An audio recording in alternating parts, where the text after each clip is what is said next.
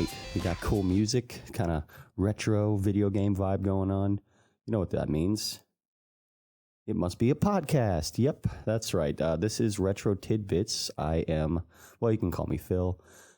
This is actually a test episode. I'm just gonna kind of etch out the format of what I'm kind of going for with this show here, and I thought it'd be a good idea to give it a shot and see what you guys think. So anyway, the format of the show basically is I'm going to go over some video games, and most of the time they're going to be retro, kind of obscure titles, and I'm going to bring in a friend who's kind of swinging in the dark. They're not going to know what we're talking about, but hopefully they'll have some experience or some little retro tidbits to throw in. Anyway, so it's going to offer a lot of chuckles and chortles as I blindly explain to some buddies the history and overview and actually like gameplay and features of obscure little games. And so this is the inaugural episode, but as I said, it's just a test. So it is going to be just me, all by myself, all by my lonesome, out here, bearing it all for you. And it's a little bit of a bold move, but I think it's going to be fun. And today we're going to be reviewing and just kind of going over the general layout of the game I know and you know as Jade Cocoon and the story of the Tamamayu.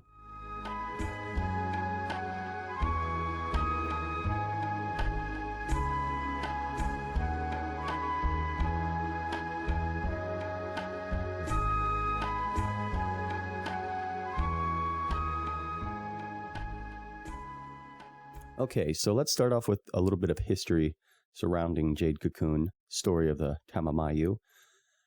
It is an RPG game that was released in Japan in December 3rd of 1998, North America in July 29th of 1999, and it was released in Europe on July 25th of 2000. So Europe really came late to the party. Way to go. Anyway, it was developed by a defunct company now, but it was developed by Genki, which was founded in 1990, and it was actually spearheaded by two former Sega employees named Hiroshi Hamagaki and Tomo Kimura. So if you don't know any of those things that I just said, and also I apologize for my lackluster Japanese reading skills. Anyway, if you don't know about the company, let me fill you in. Genki, as I said, was founded by two former Sega employees, but sometimes it's easier to relate developers to games that they have made. So one of the more critically acclaimed games, though I wouldn't say that they're honorary members of the Gaming Hall of Fame, we have Kill Leak, the DNA Imperative, which is a 1995 game released on the PS1, and that is a first-person shooter.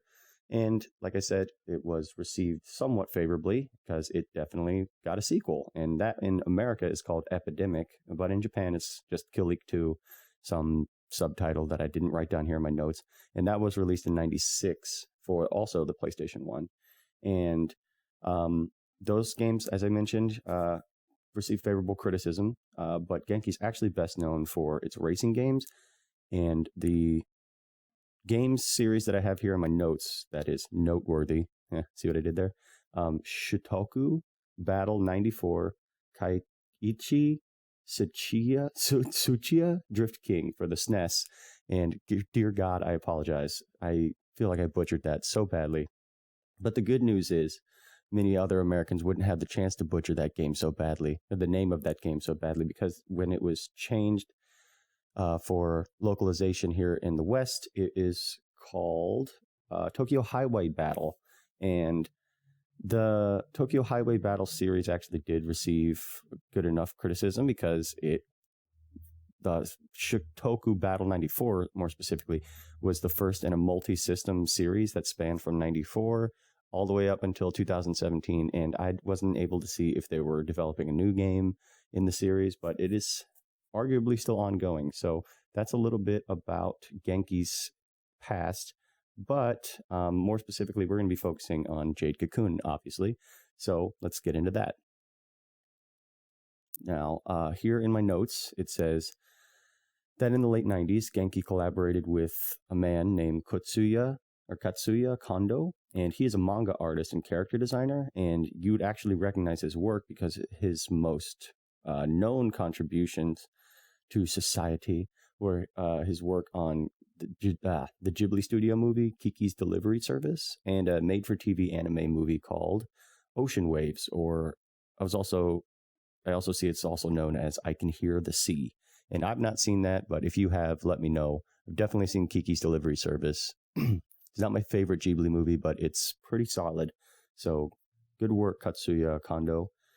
Anyway, Genki and Kondo collaborated on an effort to make a game that was capitalizing on the then ongoing craze of video games at the time, which, were focusing on monster hunting, a la Pokemon, Dragon Quest, Monsters, not Dragon Quest, and Monster Rancher.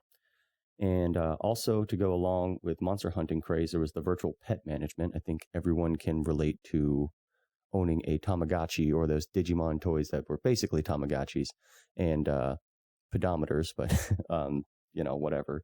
And also, over the late 90s was very heavily influenced by JRPGs. So, obviously Japan goes crazy every time a Dragon Quest is released, but Final Fantasy had really gained a lot of steam, especially for me in the PlayStation 1 era. Anyway, so the game that they collaborated on, obviously, is Jade Cocoon, and it was released on the PS1, and as I mentioned before, it was released in Japan in 1998, and then in America in 1999, where little old me got a copy of the game. So next, I want to phase into the overview section.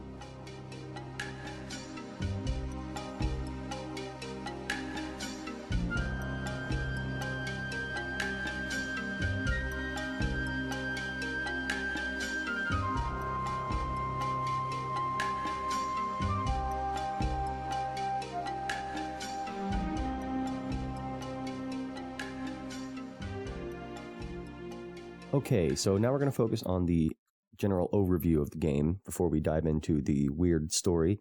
So let's go ahead and do that. Let me pull up my notes here. Okay, so general overview. Here we go. Internationally, critics gave the game some pretty good reviews. Not anything to brag about. No awards were won here, but it was pretty favorable reviews.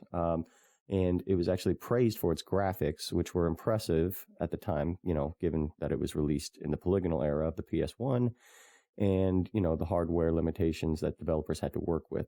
So any game that was receiving praise always gets a high five from me because, let's face it, the polygonal age is one that is pretty hideous in retrospect now. And like a lot of RPGs at the time, the game featured a lot of pre-rendered backgrounds, which is good and bad.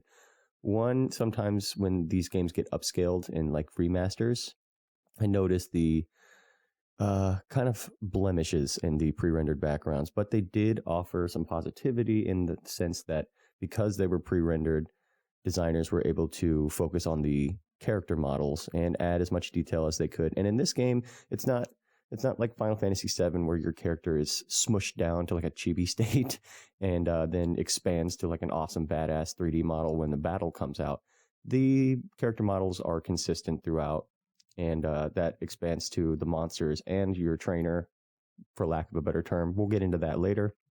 But yeah, so anyway, 3D polygonal character models looked pretty good, praised for its graphics, but also noteworthy, not just the in-game graphics. I thought that the FMV anime sequences, which you never see anymore for the most part, I thought those were actually pretty well done. I really do like, FMV if it's done tastefully. And obviously the character designer of the game, Katsuya Kondo, worked with Ghibli Studios before, so it's top-notch animation. That's definitely aged pretty well. Definitely better than the rest of the game. Now, away from the visual aspects of the game, the audio also stood out quite significantly, if I don't mind saying. The game had pretty good sound effects, very crisp sounds, and it was mixed pretty well, which you can't always say for some of those early PS1 games, especially ones that featured as much many voice actors as this game does. And boy, for a PlayStation 1 game, it really does have a lot, and it's actually not done so terribly. It's not like original, like Resident Evil Jill Sandwich situations, but not perfect, but it is pretty good. And I like to see that in PlayStation 1 games, even if I believe having so much voice acting kind of put limitations on how much of the game they could make, and I'll cover that later. But just to throw it out there, audio was crisp, the music was fine, and the voice acting was pretty good for the time.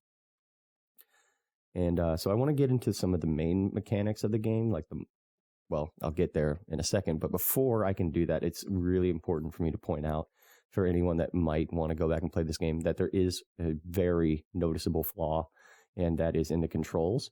And I don't mean like in the menus or like the RPG kind of GUI going on or whatever you want to call it. I mean like actually moving and getting around. And that's because this game implements tank controls. And if you've ever played like Resident Evil or Silent Hill, it's the same control scheme as those original games. So in other words, you can't move in tertiary directions, or I don't believe you can, very smoothly at least, because with tank controls, you kind of need to stop your character's movement, aim them in the direction they need to move, and then continue that direction. So it's very methodical. And, it really works in survival horror games and games in that genre in general, because it adds a level of tension and stress on the player to, a zombie boy comes out, and then you're just like, oh my God, I got to get out of here, but you can't just run. It's not the same as, like a platformer. So you need to methodically get out of there. And it adds a lot of tension. Here, there's nothing like chasing you per se, though I will get into the world map shortly. There's nothing like chasing you though. So it's not really necessary. It's just kind of clunky and there and forced, and I hated it. But anyway, let's dive into the more flattering aspects of the game before I lose my mind talking about tank controls. So Jade Cocoon, in essence, is a lot like its monster hunting peers. So if you're a fan of Pokemon, you'll certainly see some similarities. For example, the game encourages players to catch, train, and breed monsters. Or actually, I should stop for a second. They're not called monsters. That's a derogatory term, I believe. They're actually called minions in this game. So if you hear me say minions or monsters interchangeably, there you go. That's why. I'm not talking about Illumination Studios or whatever. So anyway, like Pokemon, your monster buddies are the vessel for combat, but unlike Pokemon, they are not the only way in which you can fight. So your trainer can actually fight opponents. However, the ability to fight alongside your monsters is not implemented. And I think they definitely missed the opportunity there, that a lot of people would have found this game more unique, to be able to fight alongside your monsters. I haven't played a game that's like that. I never played Dragon Quest Monsters, though, so I don't know if that's the case there. I don't think it is, though. In Pokemon, obviously, you are there. You're present when your Pokemon are fighting, but you're not actually throwing down. You don't pull out a blade and start stabbing Psyduck or Trainer Sally or whatever their names are. So yeah, that's a little bit of the combat. And more about the combat system, it's not anything to like laud over. It's very straightforward. And if I had to guess, it was an inspiration was drawn from like Dragon Quest and Final Fantasy and Pokemon. It's kind of a confluence of those things. And it's very straightforward, as I said. So, you can, as your trainer, you can summon or capture monsters, and you can use your items, and you can flee. Like I said, it's very, very straightforward. And the combat system is like really nothing unique, truly. But there is a breeding and fusing mechanic, and that's where things actually do get pretty interesting. So the main character isn't a trainer. I'll stop saying that word now because I just keep trying to make it very relatable. So I thought trainer would etch a sketch of a Pokemon situation in your head. But anyway, we're not going to call them trainers. We're going to call them Cocoon Masters. And there aren't many. There's only one Cocoon Master, just like Highlander. But we will get into that later. But just wanted to get the name Cocoon Master instilled in your head. And anyway, if you're wondering about the origin of Cocoon Master, I'll give you a brief description. It's basically a ritualistic tribe title thing given to a man in your village. We'll get into the story a little later. The story's very ancillary and like kind of generic, honestly. I just kind of like the elements of this game. But anyway, let me continue. So the job of a Cocoon Master is to capture minions and to purify them. And once you've got your minions in your possession, you can either keep the little stinker in your party to fight for you, and it gains experience, yada yada yada, gets stronger.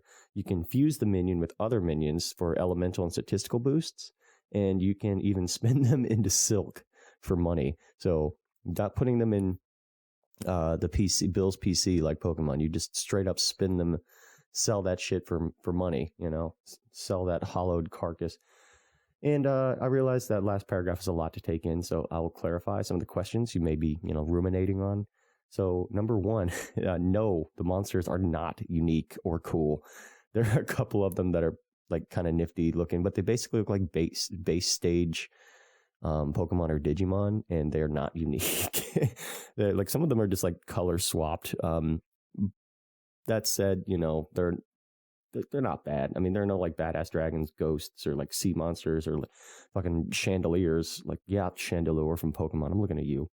But for the most part, you instead get like tiny little reptile thingies, or like insects, or goblin boys. But whatever, But like I said, they aren't awe-inspiring, but you can fuse them together, which is pretty cool. And they're actually, believe it or not, is a rhythm or rhyme to it. It's not just blindly throwing things together. So physical and elemental characteristics of the parent minions, I guess we'll call them parent minions, are considered when generating a fused character, or, as they call them, hybrid minions. So, for example, if you wanted like an overpowered fire boy, then just fuse two different or similar breeds of the minions with that elemental boost, and boom. And you got a strong little fire boy.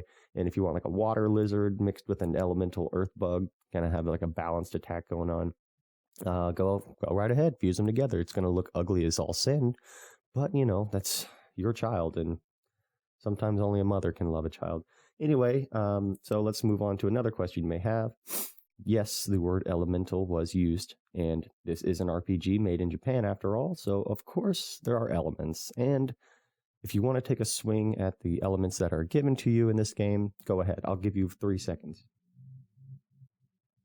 Perfect. Okay, now, the actual elements, if you were thinking in your head, are they water, fire, wind, and earth? You are correct. Captain Planet, be damned, those are the 4 elements. And as you can probably guess, these elemental attacks and conditions adhere to like a rock, paper, scissors format, like other RPGs. So to be exact, wind beats earth, earth beats water, water beats fire, fire beats wind, yada yada. Nothing too interesting there. And number 3, our job is to capture these little bug thingies, as we mentioned. But how do we do that? There's no Pokeballs in sight. You can't go to the Pokemart. Well, my friend, let me tell you about these empty cocoons. That's pretty much it. But little exposition given here, not so much. But your love interest in the game gives you a certain cocoon that enables you to capture the minions as well as to summon them. And the summoning one is called the Firefly cocoon. The other one's just an empty cocoon. Anyway, before you start jamming every living thing in sight into cocoons, it's important to note that the capturing system requires you, much like Pokemon, to weaken the foe. Then, like many action adventure games from the 90s, Zelda, you'll need to bust out your ocarina. I'm just kidding, it's actually a flute. But you'll bust out your flute and play a magical little ditty that sedates the monster after you've weakened them. And if you have sufficiently impaired by blunt force damage and chilled music, then that minion is now yours. Additionally, there is a level system to capturing them. So the more difficult the opponents are, like the higher level they are, the more difficult it is to catch, obviously. And you can also receive statistical boosts with capturing through your capture level. So the more you capture, the more experience you gain, the higher your capture level. Pretty basic stuff, right? So it just gets easier and easier. Lastly, before you use the minions in combat, it's important to know that you have to purify them. I think I mentioned that earlier, and you were probably like, what the fuck? Why would you purify it? But once again, with little exposition, I will explain the purification system. Basically, you take the captured monsters and the cocoons to your boo thing, and coincidentally, her name is Maboo. So, she's my boo. You get your own. Anyway, take her your monsters to purify. She purifies them. Boom. They're yours to do whatever you will with them. So that's how the purification system works. Lastly, the monsters on the map. I promised you we'd talk about the world map, and here we go. So the monsters don't generate in the form of random encounters like some other games. It actually kind of uses more of a Chrono Trigger or Earthbound system in short. So like the monsters will appear on screen in the world map, and then if you make contact, like physical contact with them, then you can initiate a battle, which, do what you will with the battle system. But yeah, so in short, the enemies appear on the world map, and you can heedfully and cautiously avoid them if you're low on damage, if you're sick of fighting, or you just want to cruise from point A to point B. And just as a side note, I think that's like a really huge plus for me, because it like offers the ability to avoid like all the small tedious battles. Like I'm sure if you're walking through the forest in Pokemon, you're like, I don't want to fight Weedle. I want to continue. My Pikachu is low on health. This gives you the option. It gives you more agency as a player, because you can kind of avoid to grind to gain more experience, or you can steer into that and, grind to your own will and not waste time walking around in a circle trying to generate a random battle. So just a little side note, that is a good aspect of the game for me. But next we are going to dive into the actual story of the game. So let's take a look at that.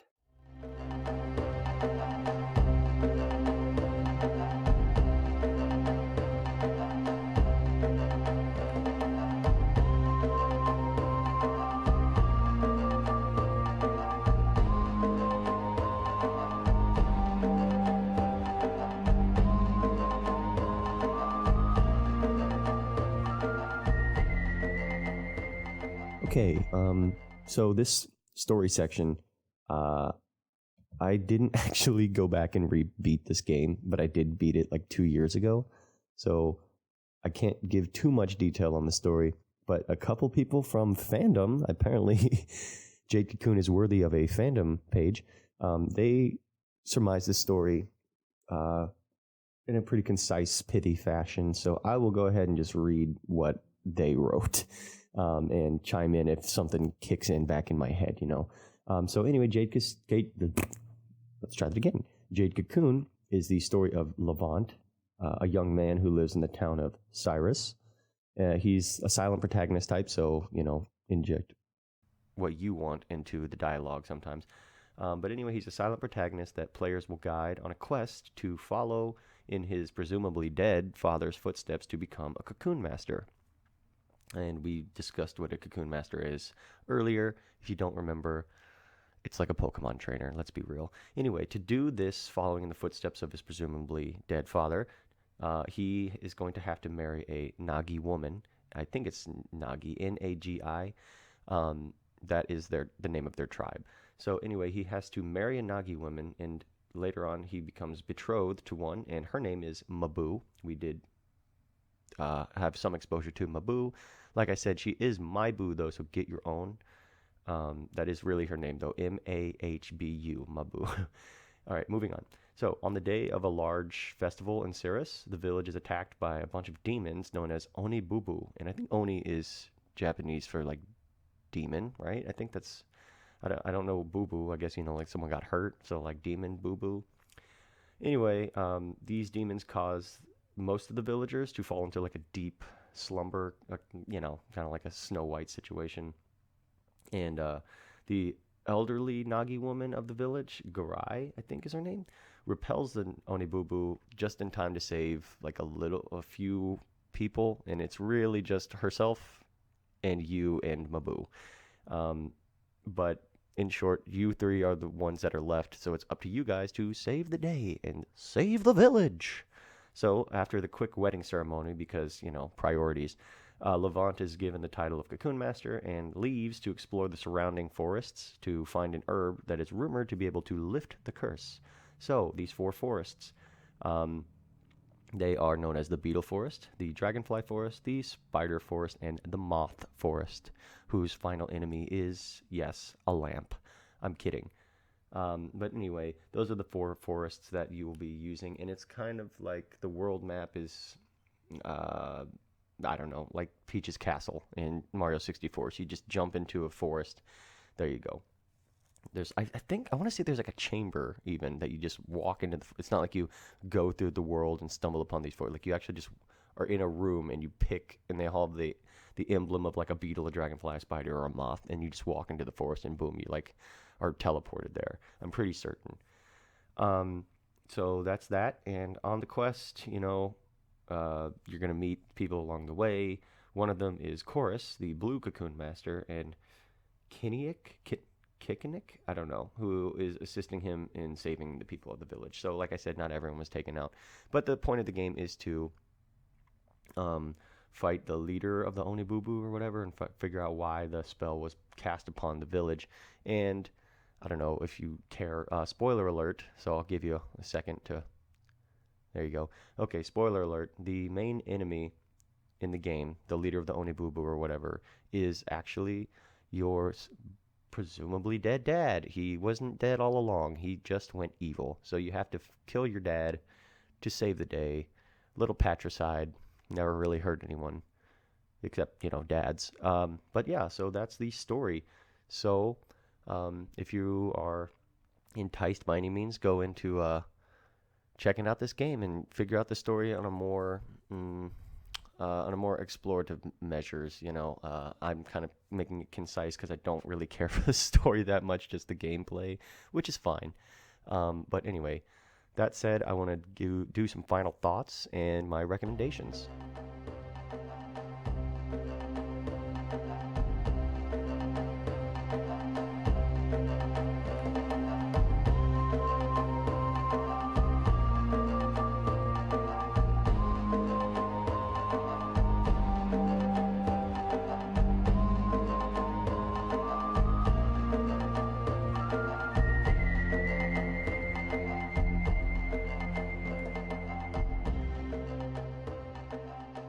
Okay, final thoughts.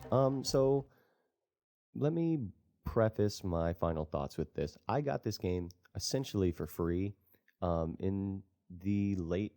No, no, no. It wasn't the late 90s. It was the early 2000s. So I didn't get this game on release date or anything like that. But what I did do is I got it for the PlayStation 1, but I got it for the PlayStation 1 in the Philippines, which, I don't know if the FBI is going to come get me for this crime of 20 years ago. But my PlayStation 1, the old clunky one, not the small little concise PS1, the cool one. My old clunky one I had converted in the Philippines so I could play pirated games. I don't know what the conversion process was. I just used that term when I was younger, like, yeah, dude, I got a converted one. And with that converted PS1, like I said, you could play pirated games, which were literally pennies. Pennies. You could go into a store in the Philippines, not a reputable one. You have to go to I guess like a flea market kind of would be the best way to describe it. And I would just buy like sleeves of games and like little cheap plastic wrapping and just like fucking come home and just go through them all. It was a little bad when you played like RPGs like Final Fantasy 7 or 8 that had like 3 or 4 discs because the discs would be inconsistent and it would, be very frustrating to get to disc 3 to find out that it's not going to work and then you had to go back to the store. But I mean, like I said, there were pennies on the dollar. So of course, it's not that big of a deal. But that's how I got this game. I didn't even know what it was. There were no descriptions on the back. I was like, oh, Jade Cocoon, that looks like a thing. Grab it. So that was my exposure to the game, and I learned to love it because I think I mentioned earlier that the late 90s and early 2000s was like crazed with monster hunting games and virtual pet stuff like Tamagotchi. So this fit the mold perfectly for me, and I played it in like maybe 2001, so I was like 10 or 11. So perfect for me at the time. Not complex, not too involved in the story. You can really just skip through the story, like turn your ears off. Though I don't think you can skip the cutscenes. Anyway, so my final thoughts on the game. I like it. It's unique in a lot of different ways. I think they missed the boat on some things, especially fighting alongside your monsters. It's very generic and middle of the pack, but that's safe, Like it's cool, and I really enjoy blending the monsters together to see what they're gonna look like and boosting the elemental stats. It adds a layer of depth to a pretty shallow game for the most part, but that doesn't make it bad. Sometimes it's okay to be middle of the pack because it's not fighting to be a greatest game of all time, and it's meets enough standards to not be considered shit. So I like it. I would recommend it. Where to buy it though, or where to play it? Emulate it. I know that's probably bad, and I shouldn't recommend that. But I would suggest emulating it on a Retro Pi or Raspberry or something, because finding a copy of this game, I never like to buy used copies of old PS1 games because people lie about the conditions a lot. But if you're comfortable, go ahead. I found a copy of it on Amazon for $30. So that's one option. And the other option is to buy an unopened new copy, which is $300. So your call. I'm saying emulate it. And just a little side note to finish off this inaugural episode, Jade Cocoon 2 was actually a thing, and it was terrible, from my opinion. I did play it. They changed almost every mechanic, and there are no recurring story assets, really. And the characters are completely different. It takes place like hundreds of years in the future. So that one I would not recommend as an entry point.